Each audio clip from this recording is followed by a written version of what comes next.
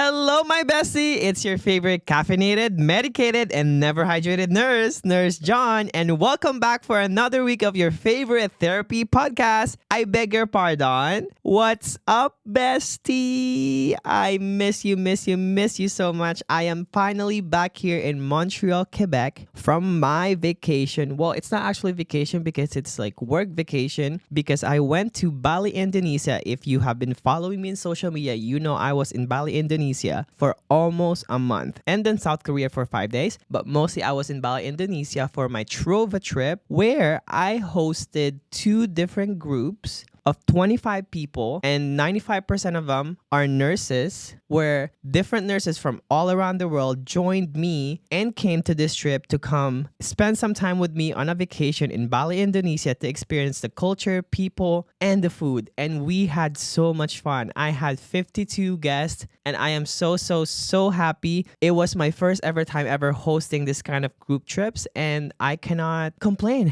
I am so happy. I am so blessed. I am so thankful that this 52 people trusted me not only with their time and energy just to spend some time with me, and I get to know them in a more deeper level because we had therapy. I promised them that we're gonna have therapy, so we had this day where we just sat down in the beach in the white sands at night, and we all just opened up. I opened them up and they feel so much better. Everyone cried, which is good. It's not a sign of weakness. Crying is not a sign of weakness, and it is okay to cry. And we all open up. I got to know them into a more deeper level, and I could say that these people now are not just strangers, they are now friends that I call. And I am so happy, and if you are one of them who was part of the trip, I just want to say thank you so much for trusting me and coming to this trip and believing in me. And I am so happy that you enjoyed, and I hope you did enjoy because I did love and find it amazing that I get to know you, and now you are a friend to me. So if you guys are ever wanting to join this kind of trips with me, well, there will be new trips coming up next year, and I will make sure that you guys are updated with that. Anyways, going back.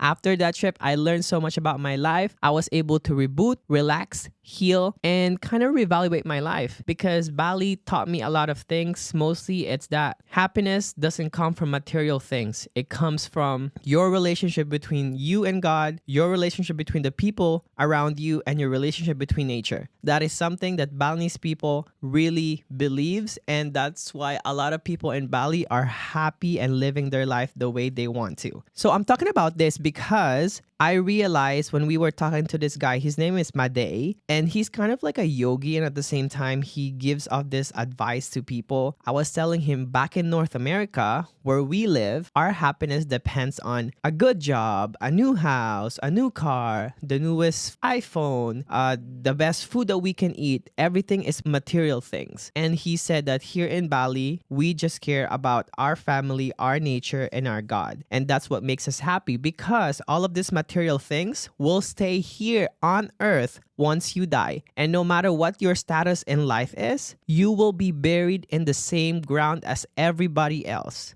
As you will be next to someone who was living off in the street or someone who was living in a third world country. You are all buried in the same ground, in the same soul. So no material thing should be defining your happiness. And I love that because I used to think that way when I used to live in the Philippines. But then my mindset changed when I transitioned and I had to live here in North America, and all of a sudden all of my happiness was dependent on material things. Because anyways, like I don't believe when people are saying like, well, money cannot buy happiness. Yes, it does. It buys you the therapist. It buys you the medication you need to be happy. But sorry, I'm joking. But what I mean is that, in North America, it's like you have to grind. You have to make the money for you to be able to survive, to live, and to be happy. It's never just, oh, you should be happy with what you have right now because all of the things that you have right now is what you were wishing for 5 years ago. And that's what Made is saying. He said, for you guys to be happy, think about it this way. 5 years ago, you were wishing things that you wish you can have in the future. And that future is now. Those things that you wish you have them now. So have you ever thanked yourself or recognized that all the things that you wanted 5 years ago, you have them now and even more of what you wish for? So why are you still not happy? That is because we just keep wanting more. We keep wanting more things to achieve when all that we need is to be satisfied with what we have now and thank ourselves and be gentle to ourselves and really, recognize that what you have right now is what you wanted before and just be contented, because contentment is one of the reasons for you to be happy. If you're contented with what you have, if you're contented with your life, you will be happy. You wouldn't be looking for anything else. You would just enjoy every single moment, every single day, and wake up and know that this is another day for me to correct, to build new things, but not to aim more, because it will come to you if it's meant for you. And I love that. So yeah. So that's some awakening, something that really touch the inner part of me and kind of help me reevaluate my life. And I'm so happy and I'm seeing things that way again, that I am thankful for what I have right now. And it's actually our Thanksgiving this weekend. Canadian Thanksgiving. And I just want to say I am so thankful for every single one of you who's listening to me right now, who's been supporting me from the very beginning, and who just found out about me and started supporting me. Thank you guys so much. Thank you for giving me this opportunity to share my life, my opinions, all of these things that I can do right now is all because of you. If it wasn't for you, Bestie, I wouldn't be here sitting talking to you right now. So thank you so much, and I am so thankful of you. And I'm thankful you're alive. I'm thankful you're breathing. I'm thankful that you are here with me right now. I'm also thankful for my family, for my job, and for what I have in life right now. I think I have more than what I wanted, and I'm thankful for that. Thank God. And so I'm celebrating this long weekend with my family and just really appreciating everything that I have right now and being contented with what I have. So happy Thanksgiving to my Canadian people. All right, you guys.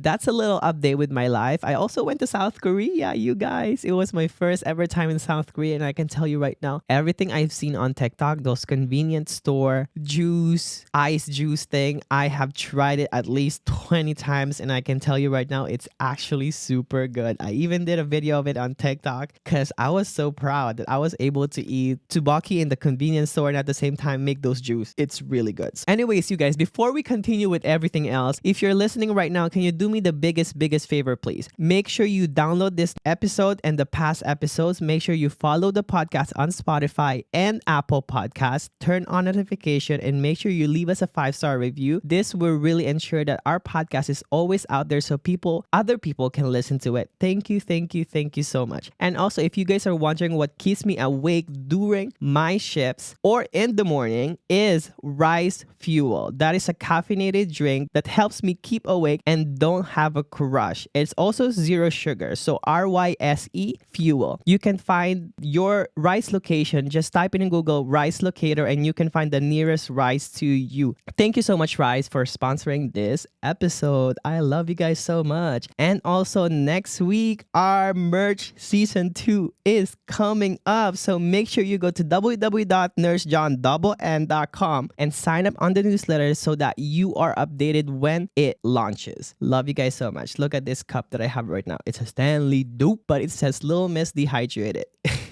Because we are all dehydrated. It's hard for me to touch a cup of water whenever I bring it to work because I never had a chance to drink water anyways. But at least this is my emotional support cup. All right, you guys. So this episode is all about what is something you wish you knew before you started your job. It could be as a nurse, a CNA, a doctor, a social worker, a teacher, no matter what it is. But what is that something you wish you knew before going into your profession? And these are all real life stories from people who have submitted their stories, and it will be kept anonymous. All right, so let's jump into it. Are you ready, Bessie? Let's do it. First, I wish I knew how much grief was associated with the profession. Everyone talks about how rewarding it is, but seems to gloss over the grief. I work in a nursing home and there was a married couple. The wife passed away, which was expected, and the husband absolutely plummeted. He went from being completely independent, not so much as an overnight check, to needing total assistance from 2 caregivers within the span of a couple of months. It was incredibly hard to watch. He began asking about his wife every day. One day, he looked at me and asked, "Are you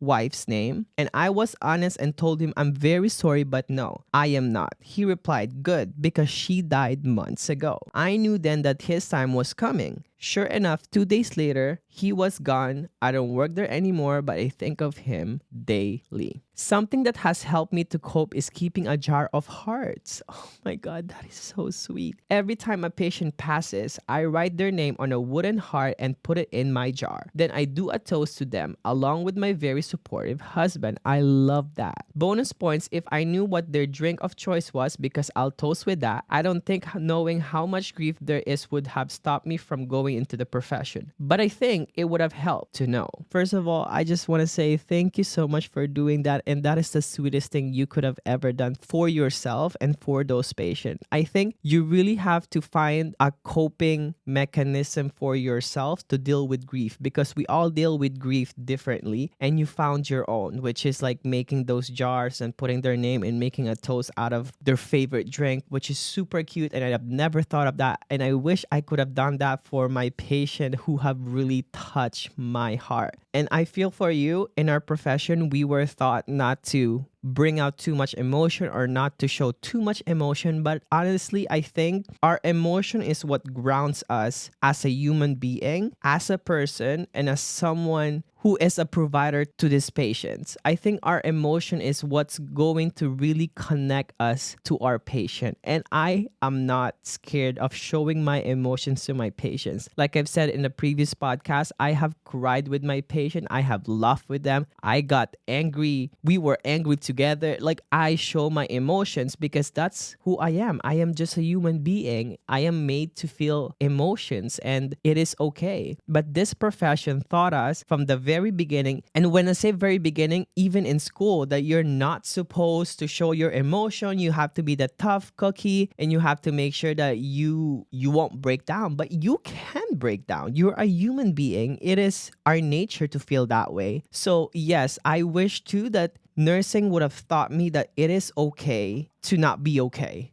It is okay to be sad, and that grief is something that should be taught in nursing from the very beginning, how to deal with it with your own emotion and not stop it. It's like those little kids when the parents like, don't cry, you're a boy, boys don't cry type of thing. No, everyone can cry. Everyone can feel the feelings. You can feel all the emotions. And this is so sweet. And I think he plummeted just like when my grandpa died. My grandma was really, really sad and she didn't want to eat. She didn't want to do anything. She just want to reminisce my grandpa. And I remember when she used to lie down in the bed when my grandpa was sleeping, when he was alive, and he would just smell that bed because she feels connected just knowing the scent of my grandpa was there. And I did the same because that's the only way for me to really feel my grandpa, even though they're not there anymore. They probably been together for a long, long time, and it's hard to see that person who is almost the half of you go away. It's like you've been living with that person for 50, 60 years and all of a sudden they're gone. They're not there anymore. And now you have to live in this world alone and go through it alone. It's like for me, no matter how many fights, no matter how many arguments I have with my person, my spouse, I would not choose it any other way with anyone else but her. Because,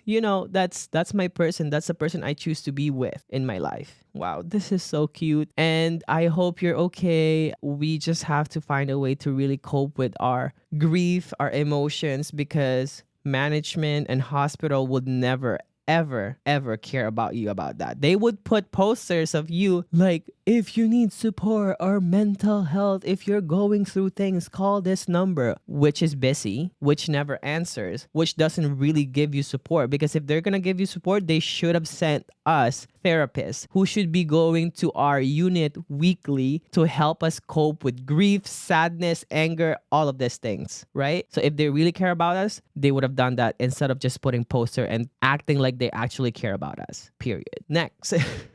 Hi, bestie. I wish I knew before I got to nursing school how your actions can have such an impact on patients. I mean, it makes sense, but it is in the smallest things that you have to find your recognition, because the hospital will never be able to give that to you. Period to the dot. That is true. Listen, like I'm telling you guys before in my previous episode to in the podcast, that even the smallest thing you do for your patient, I think last week's episode is all about doing something above and beyond to your patients. I remember that story of a girl who literally sprint to catch the taxi that was supposed to be the ride off the patient, but it left without the patient. But she did that, but it impacted the patient because he or she felt that that nurse cared so much for him or her, and now he or she doesn't have to deal with the stress of finding another ride. Those small things is what really matters. Those small things really makes an impact to somebody else's life. Just telling somebody, you matter, you are loved, thank you for what you do. And just like what I'm telling, if you're a patient right now or a general public, when you go to the hospital, hopefully not, appreciate your nurses. Tell them something nice. Like, you look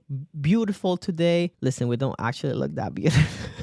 We don't actually look that beautiful. We're stressed and we haven't taken a shower for 3 days. But something like, thank you so much for your service. Thank you so much for what you're doing. I appreciate you for being here, for taking care of me, makes a lot of difference to us. Makes us feel wanted. It makes us feel appreciated. It makes us feel that the job we're doing, even though it's a lot and it's more than what we are getting paid for, is appreciated by the people that we are taking care of. That is something that really matters to us healthcare workers, not just nurses, but every single healthcare workers. So yes, small things makes a lot of impact. You don't know it, but for you to just tell someone that they look amazing, that they're doing the best that they could, and thank you for existing, it makes a whole lot of difference to someone. Okay? And yes, management don't really care about us, so we gotta appreciate ourselves, because you know what? Nursing week, it's coming up again next year in May. And guess what? You're gonna get a pen, you're gonna get a cookie, or you're gonna get a pizza again. That's their appreciation to you. So whenever you're thinking of that vacation or a day off, like a call in sick, do it, bestie, because they would not give it to you otherwise. So you just gotta do it for yourself. Love you. Next, I wish I knew that saving lives and witnessing so much suffering is backbreaking and mentally exhausting. I also wish I knew how annoying it gets when all your friends and family or even neighbors come to you for medical advice or help. Like, no people, I'm off the clock, no free care or advice, pay me or call the nurse hotline. That is so true. So you know how they say, like, don't make nursing your personality. Sometimes, a lot of times actually, we don't try to make it our personality, but the people that surrounds us, the people who knows us, the people who know we are healthcare worker or nurses, try to make it our personality. They think that even in a family gathering, in a family function, they can ask us medical advices. Like, no, I'm off the clock. I'm not looking at your mole, or I'm not looking at uncle's like laryngitis, or like, no, I'm not doing any of that, you know? But sometimes it becomes your personality too, because even outside when you're on vacation, if you see someone passing out, you're gonna act quick because you know it's inside you. Nursing is inside you. I'm not all for like making nursing as your personality, but it's part of you. It's the caring, the wanting to help, it will always be part of you. And I really don't believe when people are saying like, oh, it's not like we don't all want to be a nurse in bedside. That is true. But again, we've all went to nursing school, and nursing school help shape our caring, our helping, and like compassionate skills and our heart, our nursing heart. So yes, you're still compassionate. You don't have to work at bedside, but if you choose nursing as a profession, you are compassionate, you are caring, you love helping people. That's what it is, no matter what kind of nursing job you are at right now. Okay? Period. Next. I wish I had known just how awful nurses can be to each other. OMG, here we are. The mean girl persona is so real. I've actually lost so many friends due to moving forward with an FNP/DNP degree, and it is so brutal. I don't understand why we can support each other. I can no longer trust the people I used to turn for support, as I now know they have not only stabbed me in the back, but others I work with too.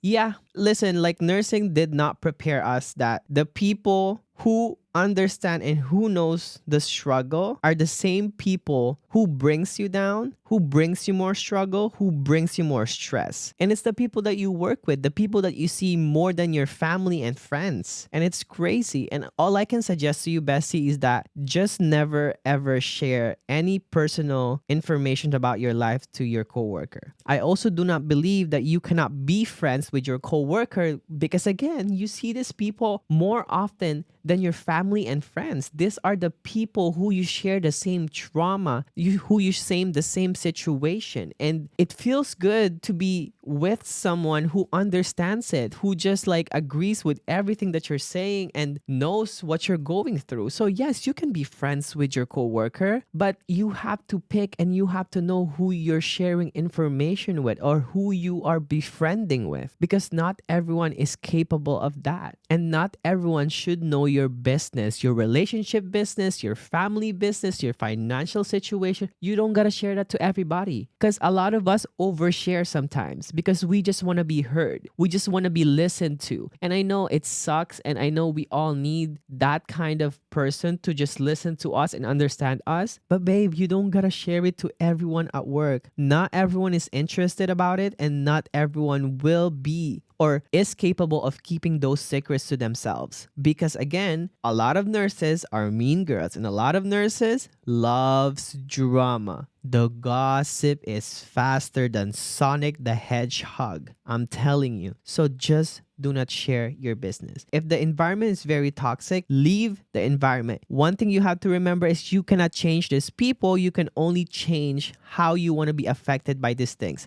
Management can't be changed. HR can't be changed. And none of these people who are toxic and up there will defend you. They will defend the unit, the hospital, the name, but not you. So leave and find somewhere else where you belong, where you are wanted, where you feel safe and not stressed. Period. Next, what I wish I knew about joining healthcare. I've worked in first as an EMT, then a dental assistant, and then a social work. Girl, you've been through a lot. You've went through all the crappiest, unvalued, unappreciated jobs. I think the thing I was not prepared for was learning so much about a person in 5-minute interaction and then actually caring about it. I thought it would be like, hey, here I am, treat me. No, it's like, here I am, here's my life story, my family life story, love me and think of me every day for the rest of your life. That is so true. First of all, I'm commending you for doing all of this profession that is basically the same thing. Underpaid, undervalued, underappreciated, and you went through it. And I guess you didn't learn from one to the other because you've tried all of them. But thank you for your service. Thank you for being part of the healthcare team, being part of the first line providers, okay?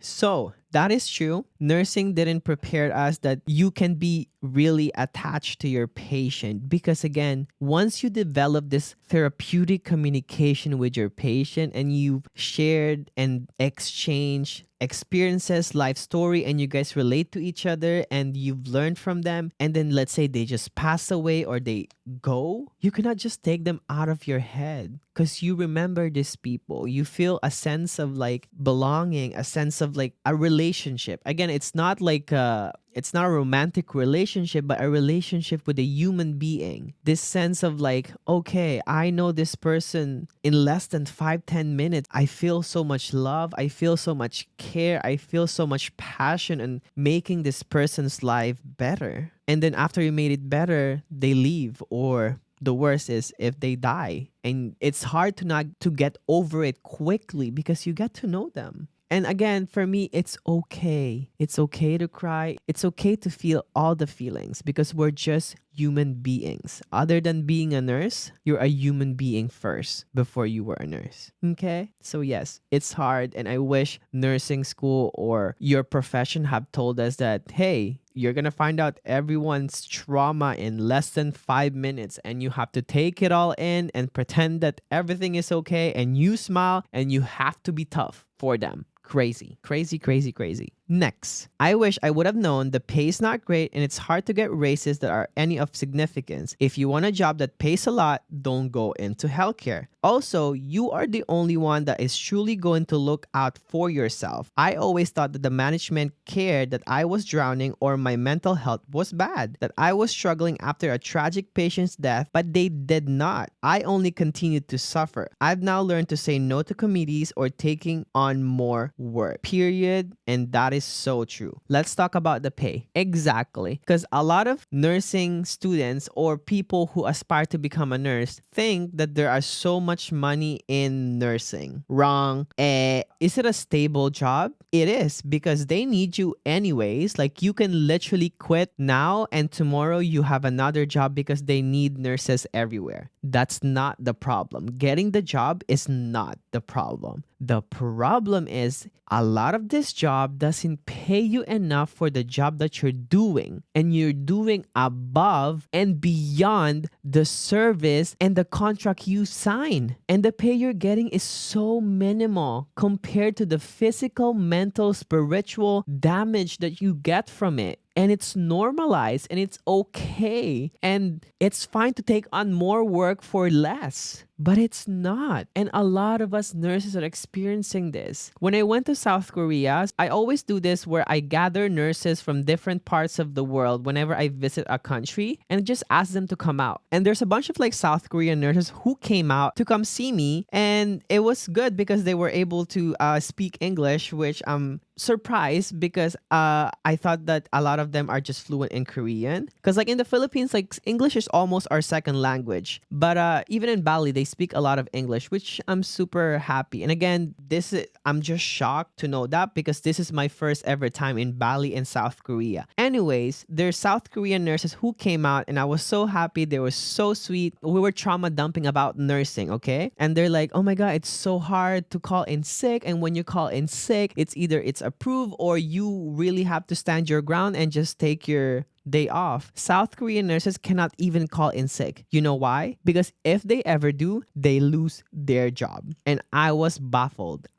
My jaw dropped. For me, that is crazy. So I was explaining that, in North America, you would get like 20, 30, 40 patients. They're like, oh my God, that's so much better. I was like, what do you guys mean better? The best is 4 patient, maximum 6 patient and 1 nurse. They're like, here in South Korea, we will get 30 minimum. 2 nurse, 30 patients each. And I was like, wait a damn minute. Why does it sound like North America? And they're like, it's even worse here. That's why we're trying to get out of here and go to like North America. I was like, oh, no. I was like, guys, it is no better. It is literally abuse in North America for nurses. But they're like, we are abused here too. And I just realized that anywhere you go, nurses are really not paid well, undervalued, underappreciated, and abused. And it's so crazy to think that we are all experiencing this. And they were telling me that is the reason why we were following you, is because every single video you put out is to the dot. It hits the nail like on the spot. And they're like,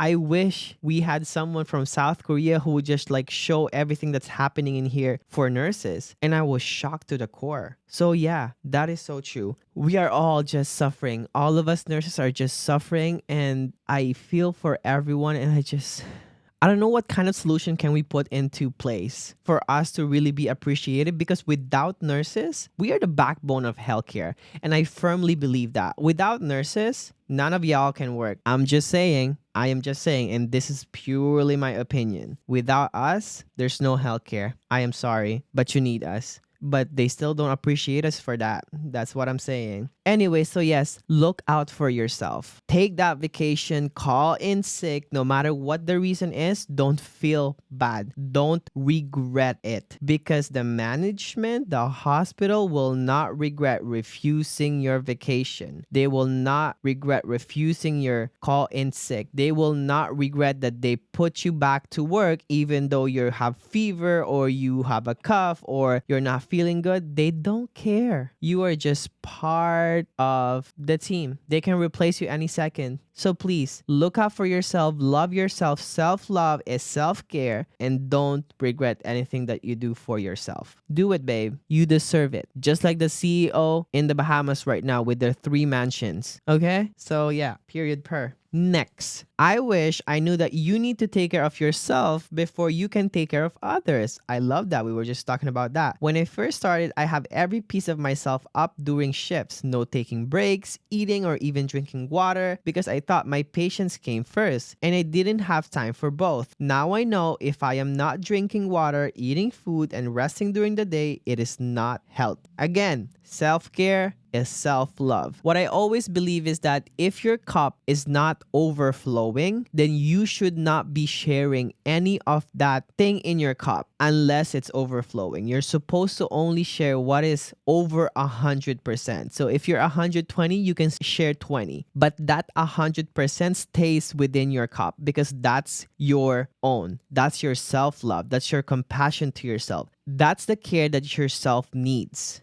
So unless your cup is overflowing, do not share it to anybody because we've all been, and a lot of us has been sharing so much even though our cup is empty. And guess what? At the very end of the day, we're the one who's suffering and there's no help. There's no help. And it's hard to heal yourself from trauma, from PTSD, from emotional damage, from mental illness. So please fill your cup the brim until it overflows. If it's not overflowing, you're not sharing it to anybody. You can only care for someone once you take care of yourself, once you feel good. That's why I took some time off because now I feel so much better. I was able to go to therapy. I was able to heal. I was able to rest. I was able to feel like myself again. And now I'm going back into healthcare as a clinical instructor. Yes, Bessie. So last week, I started my clinical instructorship. I have 6 students. And I think that was the best choice I have ever did, that I didn't go back directly into bedside, but I'm still in bedside, but I'm helping future nurses to, first of all, I want them to not experience what I have experienced during nursing school and as a nurse. So I'm building stronger, confident, independent,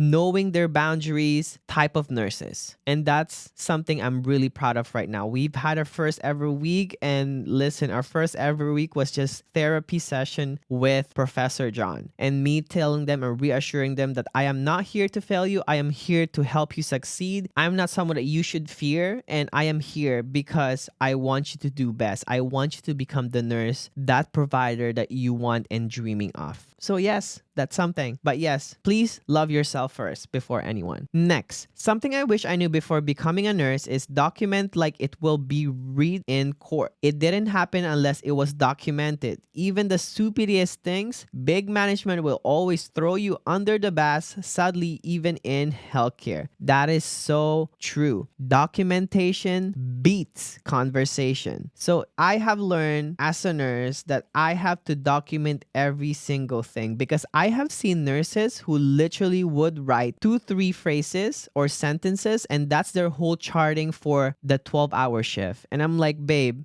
do not tell me nothing else happened with your patient on those 12 hours and you have not done anything, not even a check. Because some of them will literally have patient doing well, alert plus oriented ×3 will continue to monitor. Babe, stop lying. Stop being lazy. Go chart. Make sure for future nurses and for nursing student that you chart every single details you could possibly do. Even though you stay a bit more late or you sat down there just to make sure that you have every single information charted, do it. Save yourself jail and prison.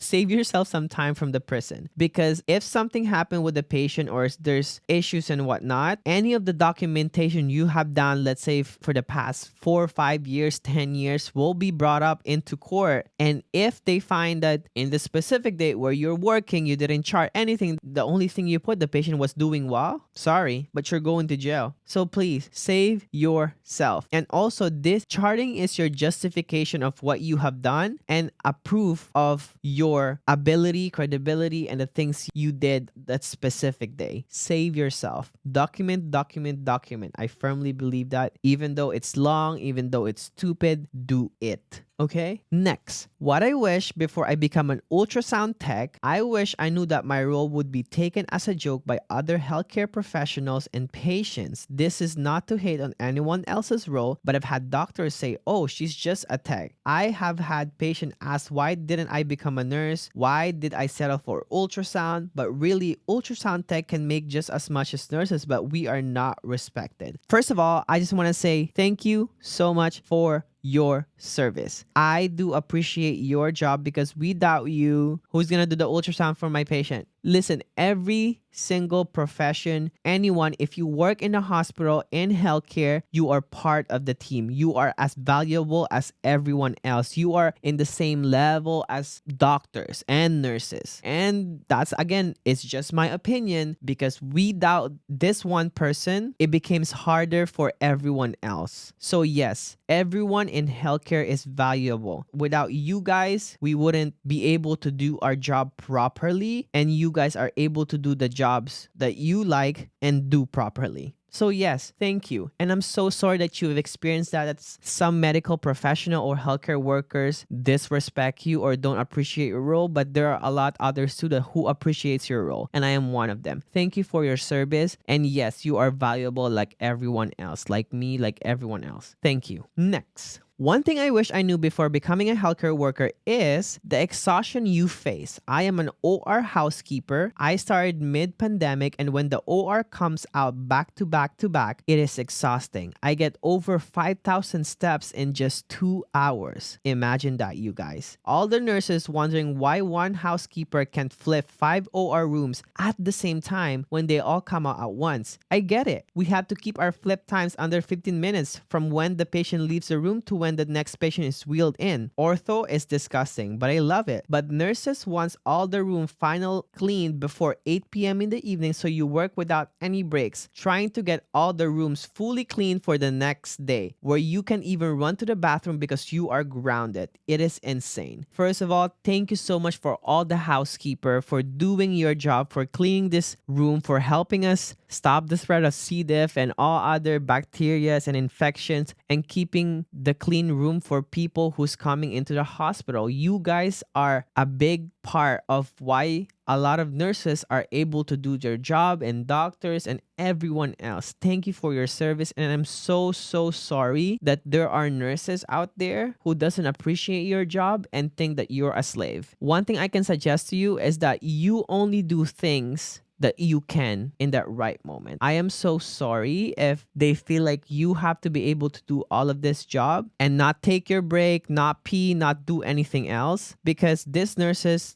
don't realize that if it happens to them, they're complaining too, and they're gonna feel like unwanted, they're gonna feel like they're being abused too. But if they're doing it to someone else's, then you are no better than anyone else who's trying to abuse you in the job. So I am so sorry. So please refuse to do anything else that's over the maximum or over the capacity that you can. Always do what you feel is, only do what you think you can at the moment. And the other things, you can do it after you get your break, after you pee, after you are able to take care of yourself. Because again, taking care of yourself is more important than anything else, because you cannot do your job if you cannot take care of yourself. Love you. Next, I was a nurse RN in my country, Colombia, and when I came to Canada, I decided to get my license here. I never regret being a nurse until I work in North America. People treat nurses like shit. No respect at all. The verbal abusive and physical abuse is something I wish I knew before. This is not something that happens in my country. Period.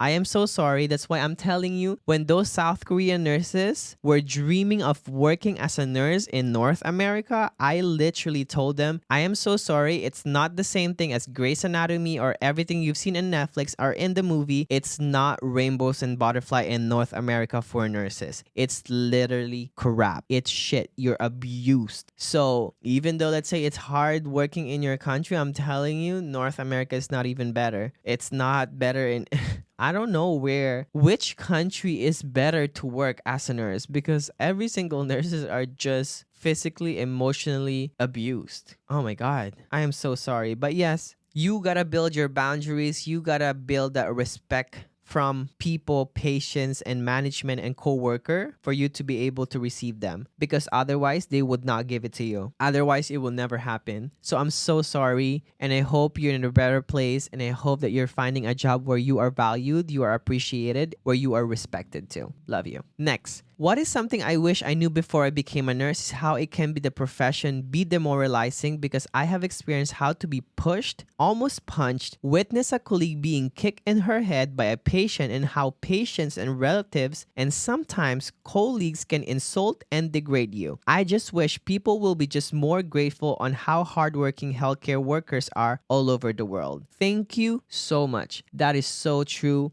From experience and from all of these stories I have been reading, I have been noticing a pattern of like a lot of nurses experiencing abuse from patients. And I do understand though when patients are mad or angry because they're not getting what they want, but patients and family members don't realize that what do you know about our job? What do you know about our situation in that very moment why we're not able to bring your dad his ice chips? How do you know that I don't have 20 other patients and my priority are the life-threatening patients before an ice chips for your dad? They degrade you verbally, physically, and it's crazy. And they don't teach you how to defend yourself in nursing school. The only things they teach you is that, well, first of all, you gotta try like the escalating situation. If it's getting physical, you remove yourself. Why can I talk back? Why can I protect myself when I'm being cussed out? Like, violence is not a solution for violence, but sometimes when it's too much, why can't we show our emotions too? Because you are the professional, because you are the bigger person. Why do I always have to be the bigger person? Am I getting paid for being the bigger person? Am I getting paid for not showing my emotion? Because if you're giving me $5 extra, sure, I'll be the bigger person. But if I'm not paying more, why can't I be human? Why can I say what I feel instead of keeping it in and going to the bathroom and screaming under a blanket? Period. I'm so sorry, but it is true. We are not appreciated. We're abused not only by the system, but by the people that we are taking care of, the people that we actually care, the people that we are waking up 5 a.m. in the morning or staying up until sunrise. These people who we care the most, why we're doing this profession for, are the ones who are abusing us. So for all the patients, and I'm not generalizing that every single patient are abusive, but please be more understanding of your nurses, your healthcare workers, your housekeeper, your transporter, your security, everyone. Because you don't know what these people are going through to do this job. We all go through pain. We all go through different things. And I understand that there are situations sometimes that, healthcare providers could have done something with your situation, but most of the time we don't have a control. How do you want me to come to you when I have 25 lives in my hands that I have to be responsible for? It's hard. I can prioritize things, but when there's 25 people, that is not safe. Even 6 or 8 or 10. That's not safe for someone to do that. For what? For $35 an hour? Absolutely not. I'm so sorry. No. Next. Something I wish I knew before becoming a healthcare worker is that many times patients sees us as maids.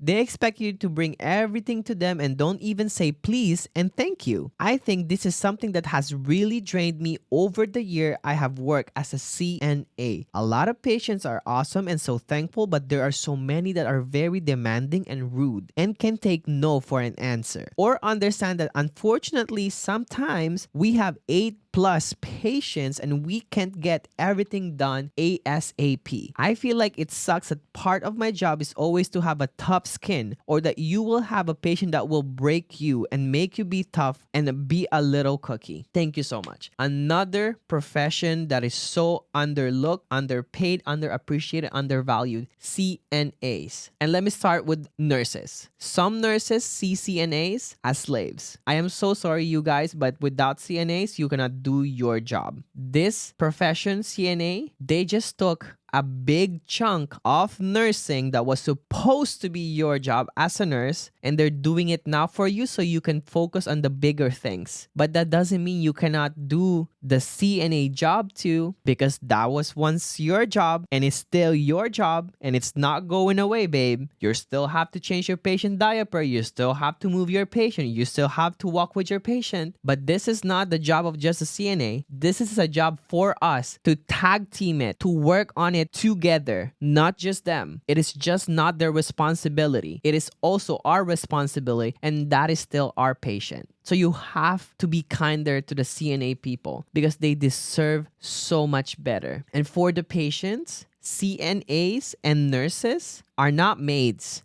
We cannot put your socks for you when we have someone in the other room not breathing. We cannot walk you to the bathroom when you have a walker or a wheelchair, or your family is over there sitting, chatting, and you decided that it is our job to do that instead of them when they could have done that for you. Because guess what? This is what I always tell my patients. What are you gonna do once you get home if you're making me do every single thing right now here in the hospital? Because I can do it, no problem. But who's gonna do that for you when you get home if you don't have anyone at home? No one. Independency. You have to learn it. Sure, on the times that you're sick and the times that you're not able to do anything, we nurses, CNA, do it for you because we know that you're not able to. But when your strength is back and it's going back, you have to keep practicing and going back and trying your best to do them all, because once you get home, you're going to be the only one who's going to be doing that. Or if you have a partner, at some point, your partner is not going to be able to be there for you and you have to do it yourself. So yes, we're not maids. We're here to support you, but please don't treat us like that. Mostly CNA, please, nurses and patients and other healthcare workers, don't treat them like they're maids or slaves, because these people deserve so much for what they are getting paid for. So much. And I don't see them as CNAs. I see them as nurses. They are all so nurses, and they should be paid as much. That's just my opinion again. Thank you. Next. What I wish I knew before I worked for a healthcare is that I didn't have to push myself to work 5 days in a week for a 12-hour shift. The scheduler didn't care about me and would manipulate me to do 5 days a week. It's okay to say no, even if she says she knows people do it. Don't trust no one, and don't tell them your dating life or your situation. They will tell everyone. And don't add your coworker on FB or any social media. Period. First of all, please don't let management, your nursing manager, your assistant manager, guilt trip you for taking shifts. I have experienced this where they make you feel like, oh my God, you're doing so well. Why don't you take an extra 5-hour shift? Oh my God, we need you. You are the only senior. No. Why don't you do it then? Why don't you stay up then and take the 5 hours? I'm a superhero? Aren't you also a superhero? Why don't you be the superhero for us and be on the floor instead of guilt tripping me and making me do that? Or to tell that to the scheduler. Oh my God, some people do it. Well, good for them. Not for me, because I love my life. I love my self-care. I love my wine. I love my friends. I love my family. So no, don't let them guilt trip you. Future nurses, reminder, set your boundaries. Don't let anyone guilt trip you to think that you need to help. You need to sacrifice your own time, your own energy for somebody else's, because none of these people actually cares about you. Okay? Those extra freaking money, it's not worth your mental health and your physical health. Next, going back to the coworker, please don't share every single thing about your life. Don't add them in social media too, because you know what? Once you're trying to party and they're working there, some of these people are going to be so jealous that you're out. They're like, oh my God, is this the reason why you call in sick? Yeah, it is. Because I want to party. I want to enjoy my life. So if you don't want to deal with that kind of stress, don't add them in any social media. Okay? Party, shake your ass in a yacht, but don't add them in social media because they don't have to know what business you have. Okay? Love you. And last but not the least, I wish I knew that I can say no to patients and family who are disrespectful and abusive. In my previous job, we have to understand and care regardless because they need us. We are the bigger person. I was working as a bedside social worker for 8 years, then transferred to another job as telephone case manager during my probation period in the current job. Customer-facing staff like me were trained how to identify abusive behavior and handle them. We were even instructed and reassured that it is okay to hang up on the phone if they are abusive to us. Whoa! Another underpaid, undervalued, underlooked job. Social workers. Oh my God. Social workers, teachers, CNA, nurses, housekeeper, aid, everyone. Oh. All we can do is really just laugh with all of this crazy stuff that's happening to us. That is so true. I love this. That you learn to say no. You can say no to rude patient. You can say no to abusive patient. You can say no to disrespectful doctors. You can say no to disrespectful coworkers. You can get yourself out of it. So something I've learned is that I'm following this.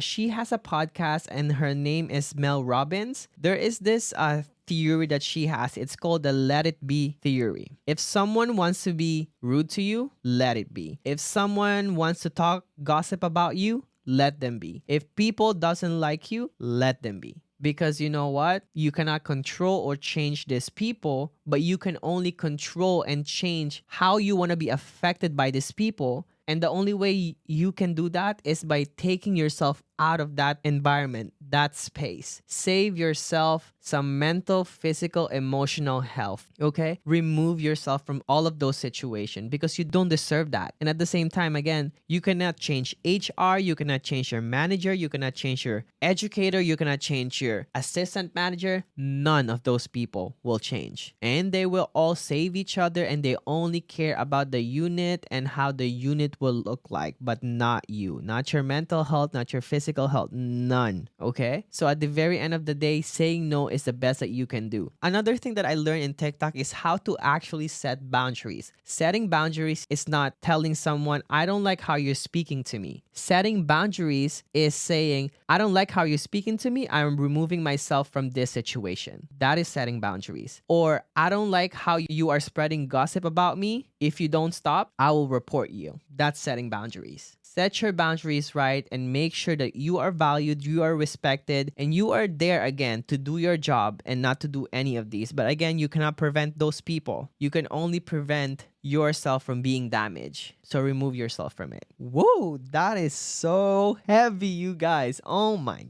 God, what an episode. I love it though because there's so many things we wish we knew before we entered this profession, and it's just so hard. And I'm not just talking about nursing and other profession too. There are so many things that we wish we knew, but it never was taught to us by the school. We were fed like butterflies and ponies and things, but it's not really the reality. And all we can do is really look out for ourselves. And I want you to do that for yourself. I want you to thank yourself every single day for the job that you're doing, for the service that you're offering, because you make a difference in someone's life, in your community, in the world. So no matter what, if you're a nurse, a CNA, an ultrasound tech, an accountant, a teacher, a social worker, thank you for your service. Thank you for existing. Thank you for doing your job, because we are functioning as a whole because of all of you. So you guys are valued. There's no higher ups between this profession. We are all the same. We have one common goal: to help someone.